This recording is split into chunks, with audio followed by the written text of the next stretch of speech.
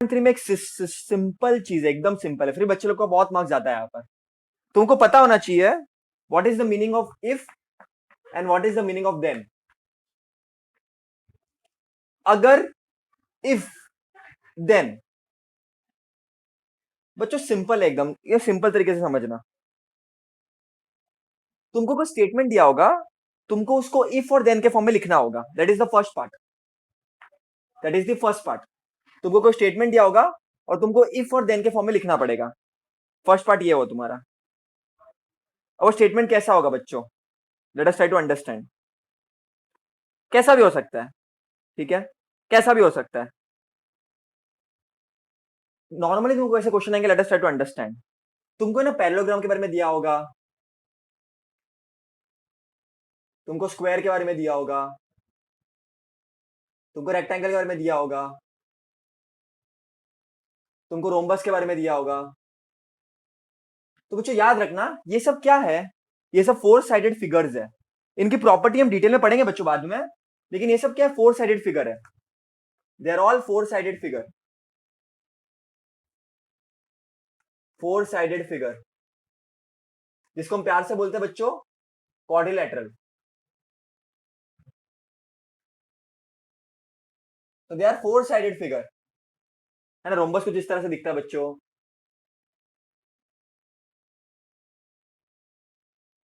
Parallelogram, square, rectangle. तो ये सब फोर साइडेड फिगर है, पहले तो इतना याद रखना। और इनको हम क्या बोलते हैं, क्वाड्रिलैटरल। क्वाड्री का मतलब होता है फोर, और लैटरल का मतलब होता है साइड्स। तो any figure which is four sided figure, one, देखो, वन, टू, थ्री, फोर, कोई भी फिगर अगर वो फोर साइडेड का है तो उसको हम बोलेंगे बच्चों क्वाड्रिलैटरल। अब तुमको कोई स्टेटमेंट देंगे, सब जन टेक्स्ट बुक खोलो बेटा। Write the following statement in if and then form. Question क्या है, the opposite angles of parallelogram are congruent. Question क्या है, द अपोजिट एंगल्स, मैं लिख रहा हूं, ऑफ अ पैरेललोग्राम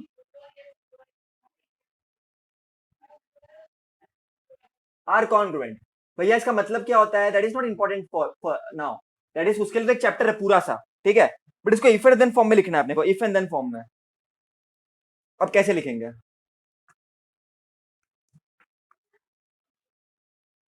कैसे लिखेंगे, opposite angles of parallelogram are congruent. इसको मैं इफ एंड देन फॉर्म में कैसा लिखूंगा, मैंने क्या बोला, इफ आना चाहिए एंड देन भी आना चाहिए। पहले इफ बाद में देन, और पहले इफ आना चाहिए, एकदम सिस्टमेटिक तरीके से तुमको लिखना है।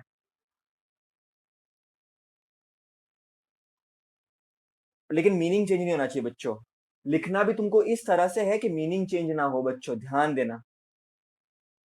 मैं ऐसे लिख सकता हूं, अगर ये quadrilateral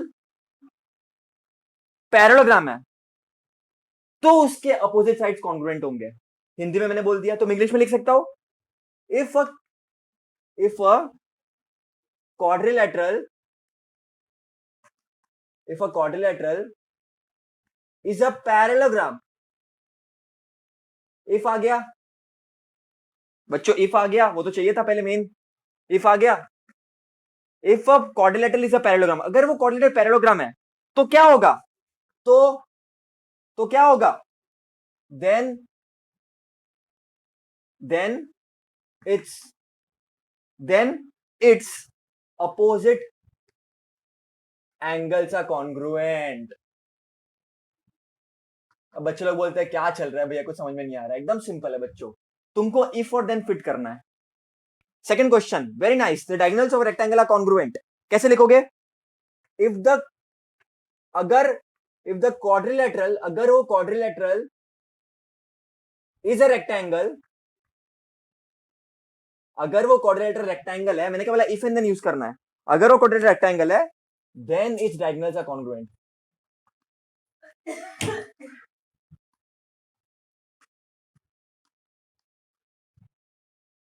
then its diagonals are congruent. इस तरह से तुमको लिखना है बच्चों। क्वेश्चन 3 का क्वेश्चन पढ़ो क्या है, अब लिखना कैसा है। अब वो ट्रायंगल दिया है, तुम क्वाड्रिलेटरल तो यूज कर नहीं सकते, तो एकदम सिंपल है। क्वेश्चन क्या है, In an isosceles triangle, the segment joining the vertex and the midpoint of the base is perpendicular to the base. Meaning समझा ही नहीं भैया. Doesn't matter बच्चों. Don't care. Care about if and then लिखना है. तो क्या लिखोगे? In a isosceles triangle. तो लिख लो ना. If a triangle, अगर वो triangle is a isosceles, अगर तुम्हारा ट्रायंगल आइसोसेलेस है, आइसोसेलेस क्या होता है हम आगे पढ़ने वाले बच्चों चैप्टर नंबर 3 में. If a triangle is isosceles, then segment joining, पूरा क्वेश्चन में से, बस अभी आगे का पूरा क्वेश्चन में से, then the segment joining vertex, पूरा वर्टेक्स, पूरा क्वेश्चन में से, the segment joining vertex and mid point, segment joining the vertex and the midpoint of the base is perpendicular to the base.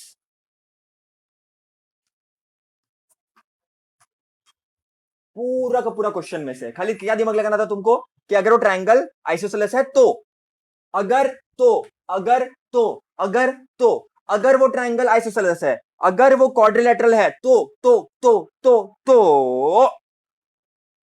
sides of rhombus are congruent. So if a quadrilateral is a rhombus, then all the sides are congruent. If the quadrilateral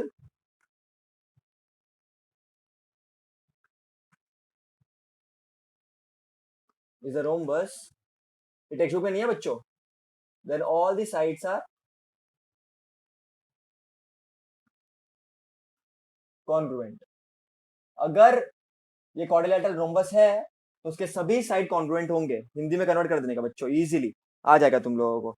ऐसे फिर तुम कितने भी question कर पाओगे बच्चों, थोड़ा logically सोचोगे ना तो सब कर पाओगे तुम लोग, बहुत इजी हो जाता है फिर. ठीक है बच्चों. इफ एंड देन फॉर्म को हम कंडीशनल फॉर्म भी बोलते हैं. इफ एंड देन फॉर्म को हम कंडीशनल फॉर्म भी बोलते हैं, इंग्लिश में भी आएगा ये कंडीशनल फॉर्म. अगर एग्जाम में पूछा राइटिंग कंडीशनल फॉर्म का मतलब भी इफ एंड देन होता है, याद रखना बच्चों. कंडीशनल फॉर्म बोला मतलब इफ एंड देन ही है, याद रखना. अगर कंडीशनल फॉर्म भी बोला तो इसकी बात कर रहे हैं वो लोग, याद रखना. Converse, converse is the most easiest topic. Statement को उल्टा कर दो, स्टेटमेंट को उल्टा कर दो, that's it. That's converse is, that is what converse is, right. Statement को उल्टा कर दो. बहुत इजी होता है, बस तुमको थोड़ा समझना होता है. And it's okay if you don't understand the meaning. What is important is you understand how to use it. ठीक है बच्चों. But meaning should not change बच्चों, that is very important. Meaning should not change, meaning should not change बच्चों. ठीक है चलो start करते हैं. क्वेश्चन नंबर 2 का फर्स्ट क्या बोला है? The alternate angles formed by two parallel lines and the transversal are congruent. ठीक है देखो क्वेश्चन क्या है, देखो the alternate angles,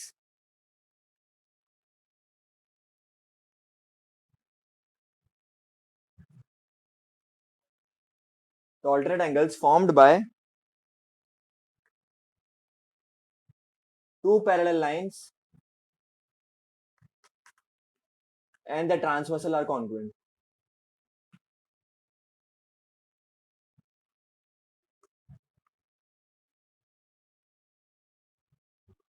चलो समझते हैं इसको.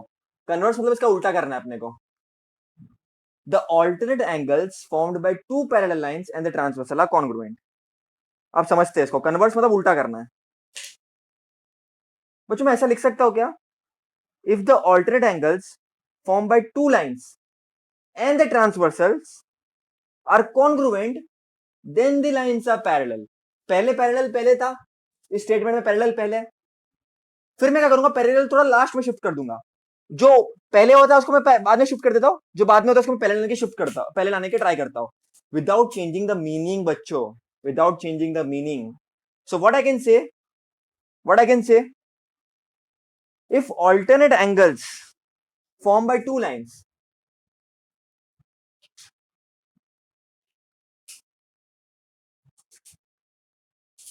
if alternate angles formed by two lines and the transversal are congruent,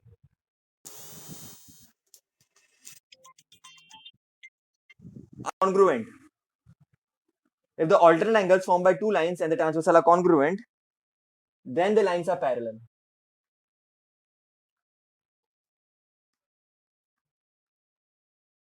मैंने कर दिया इसको उल्टा, मैंने ऐसा कर दिया कन्वर्स. समझते हैं इसको? The alternate angles formed by two lines and the transversal are congruent. इतना इजी नहीं है बच्चों, ये थोड़ा सा कभी कभी मुश्किल हो जाती है, लेकिन इजी है ऐसे देखा जाए तो. क्या किया मैंने? If the alternate angles formed by two lines and the transversal are congruent, तो ये वाला पार्ट मैंने पहले लिख दिया, फिर बाद में मैंने नेक्स्ट पार्ट शिफ्ट कर दिया. Then the lines are parallel. ये वाला पैरेलल वाला मैंने पीछे नीचे शिफ्ट कर दिया. ये प्रैक्टिस के साथ और ओरल के साथ बहुत अच्छी तरह से आ जाएगा तुम लोगों को. बेटा क्वेश्चन नंबर 2 देखो, प्रॉब्लम सेट का क्या बोलता है. On a number line coordinate of P Q R. तो एक नंबर लाइन है, वहां पर 3 कोऑर्डिनेट्स तुमको दिए है, पी क्यू आर. देखो क्या क्या दिया है, 3 -5 एंड 6. तो 3 इधर होगा, 6 इधर किधर होगा और -5 इधर किधर होगा. तो अकॉर्डिंगली तुम लोग पॉइंट प्लेस करो. P3 है तो दिस इज योर P. तुम्हारा जो है Q -5 है एंड तुम्हारा जो R है वो 6 है.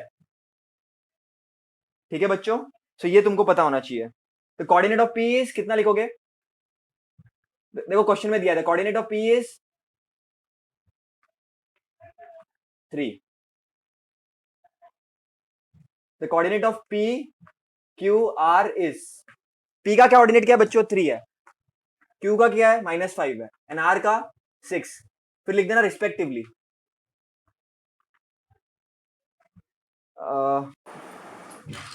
क्या बोला है? तुमको 4 चीजें दी है, तुमको वेरीफाई करनी है वो चीजें. तुमको 4 चीजें दी है, तुमको उसको वेरीफाई करनी है. ठीक है, क्या क्या चीजें दी है? पहला तुमको क्या दिया है, एक एक करके देखते हैं अपन. निकालना क्या तुमको? डिस्टेंस ही निकालना है. समझ रहे हो? निकालना तुमको डिस्टेंस ही है, निकालना तो तुमको डिस्टेंस ही है बच्चों. ठीक है, लेकिन तुमको वेरीफाई करना है. यहाँ पर देखो, तुम पहले निकाल के रख लो. चलो, जो भी वेरीफाई करने बोला होगा वो देखेंगे अपन. क्या क्या बोला है मैं बता देता हूँ. पहला तुमको बोला है distance of PQ, distance of PQ plus distance of QR is equal to distance of PR. मतलब तुमको डिस्टेंस निकालना है, तुमको डिस्टेंस निकालना है. तो निकाल के रख लो ना, पहले काम कर लो. डिस्टेंस निकाल के रख लो ना, पहले ही निकाल के रखो डिस्टेंस पहले. ओके, PQ QR PR निकाल के रख लो पहले डिस्टेंस. चलो कैसे निकालोगे? तुम लोगों को मिल गया डिस्टेंस, तुम लोगों को निकालना है बेटा. ओके, पॉज इट, डिस्टेंस निकालो, डिस्टेंस निकालो. चलो डिस्टेंस ऑफ PQ निकालते हैं. मैं शॉर्ट में बताता हूं तुमको कैसे निकालना है. Distance of PQ will be equal to PQ. देखो इसको और इसको देखो, greater coordinate minus smaller coordinate. Greater coordinate is 3 minus smaller coordinate, minus smaller coordinate क्या? -5 है, तो इसको भूलने का नहीं. तो 3 माइनस माइनस प्लस हो जाएगा, तो 8 यूनिट्स हो जाएगा. तो डिस्टेंस ऑफ PQ मिल गया. मैं कहा डिस्टेंस ऑफ QR, सब क्या सब निकाल के रखो एक ही बार में. डिस्टेंस ऑफ QR क्या हो जाएगा? QR, QR greater coordinate which is 6 minus smaller coordinate. तो 6 plus 5 will be equal to 11 units. अब तो डिस्टेंस निकालने में तो माहिर हो चुके होंगे बच्चों. फिर तुमको निकालना है डिस्टेंस PR. PR क्या होगा? Greater coordinate minus smaller coordinate. तो 6 minus 3 which is equal to 3 units. अब तुमको डिस्टेंस मिल चुके हैं बच्चों. देखो तुमको डिस्टेंस मिल चुका है. अब क्या करो, जो भी कंडीशन दी है उसमें पुट करके देखो. देखो राइट आ रहा है कि नहीं आ रहा है. जो भी डिस्टेंस दिया है, मैं रफ कर देता हूँ इतना पार्ट बच्चों, और तुमको एक्सप्लेन करता हूँ अच्छी तरह से. तुमको सिस्टमेटिकली कैसे लिखना है एग्जाम में, है ना? एग्जाम में सिस्टमेटिकली लिखना पड़ेगा तुम लोगों को. तो मैं तुम लोगों को बताता हूँ कैसे लिखना है सिस्टमेटिकली. ओके बच्चों, अब क्या दिया है, ये वाली कंडीशन तुमको वो करनी है, प्रूफ करने के राइट है कि नहीं. तो इन्होंने क्या बोला, आप PQ के डिस्टेंस को और QR के डिस्टेंस को मिला लो और देखो PR से बराबर है कि नहीं. अगर बराबर है तो ट्रू स्टेटमेंट, अगर नहीं है तो फॉल्स स्टेटमेंट. चलो करके देखते हैं. Distance of PQ plus distance of QR. तो PQ का डिस्टेंस क्या बच्चों? 8 है और QR का 11 है. 19 यूनिट्स आ गया बराबर. ये इक्वल होना चाहिए पीआर के, करके देखते हैं। डिस्टेंस ऑफ, ये इक्वेशन नंबर 1 ले लो। डिस्टेंस ऑफ पीआर क्या है? क्या डिस्टेंस ऑफ पीआर? 3 यूनिट्स। दोनों इक्वल है क्या बेटा? दोनों इक्वल है कि नहीं? है कि नहीं? देखो डिस्टेंस ऑफ, ये second equation, distance of P Q plus distance of Q R is not equal to distance of P R. कैसे मालूम पड़ा? From 1 and 2। देखो क्या लिखोगे तुम? This is a false statement, देखो it is a false statement.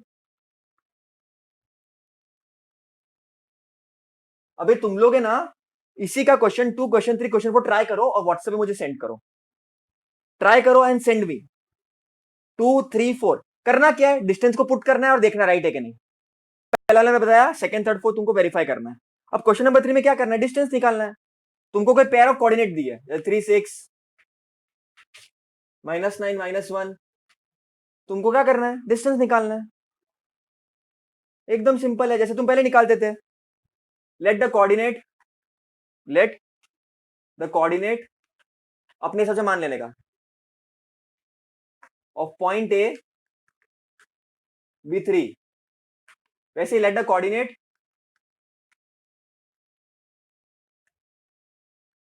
Of point B B 6, 6 is greater than 3, therefore distance of AB will be equal to greater coordinate minus smaller coordinate, 6 minus 3 which is equal to 3 units। Same तरीके से तुमको ये वाला, second वाला, third, fourth, इस तरह से तुमको करने हैं बच्चों। फिफ्थ वाला थोड़ा डिफरेंट है, देखो फिफ्थ वाला मैं बताता हूँ। तुम लोग होमवर्क ले लो बेटा, फर्स्ट वाला है, सेकंड, थर्ड, फोर्थ होमवर्क ले लो, ट्राइट आज के आज करना। नहीं आएगा तो मैं तुमको बताऊंगा पूरा का पूरा, लेकिन ट्राई करना एक बार। फिफ्थ वाला क्या दिया है? x+3 और x-3, थोड़ा अलग दिया है, ये मैं तुम लोग को बता देता हूँ, ये मैं तुम लोग को बता देता हूँ। सेम देखो क्वेश्चन तुमको देखो कैसे देखना है। एक काम करता हूं, मैं इधर लिख देता हूँ, x+3 and x-3, let the coordinate of AB x+3, let the coordinate of BB x-3।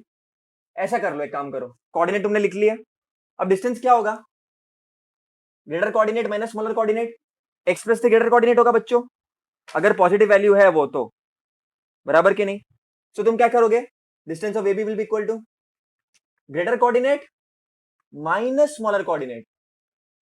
Greater coordinate क्या है? x+3 है, +3 वाला, और स्मॉलर कोऑर्डिनेट क्या है? x-3 है। अगर x पॉजिटिव वैल्यू है तो, अगर x पॉजिटिव वैल्यू है तो, और जो मैं मान के चल रहा हूं कि होगा, तो बच्चों बताओ, x+3, अब माइनस आ गया तो पूरा साइन चेंज हो जाएगा, इधर माइनस इधर प्लस हो जाएगा, इधर प्लस था तो इधर माइनस आ गया, और इधर माइनस था तो प्लस हो गया, बराबर।